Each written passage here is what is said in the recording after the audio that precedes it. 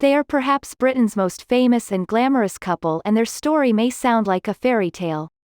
But David Beckham and Victoria Adams claim that for them it was love at first sight.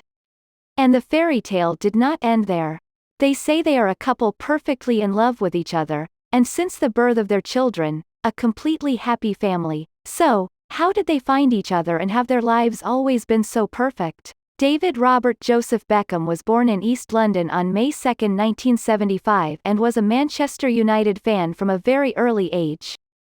The skinny teenager went from cleaning the first team's boots to making his league debut in 1995, just a month before his 20th birthday. Then, on the first day of the 1995-6 English football season, he made everyone sit up and take notice when he scored an incredible 60-meter goal against London team, Wimbledon. And so a footballing phenomenon began. The woman known as Posh Spice burst onto the music scene in mid-1996 with Britain's biggest girl group, the Spice Girls. Born Victoria Caroline Adams, she suffered constant bullying and acne problems as a teenager. But, despite that, she always wanted to be famous and ended up auditioning for a 25 brand new pop group, the Spice Girls. With her natural talent and beauty and much to her delight, Victoria was picked.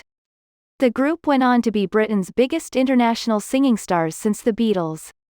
Their relationship started soon after David saw the Spice Girls perform on a well-known pop music program.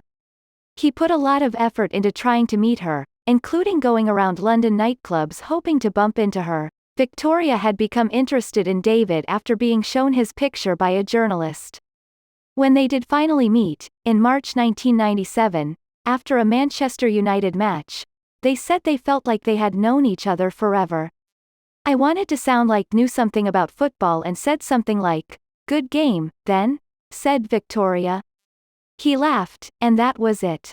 I started thinking about proposing a week after I met her, David said.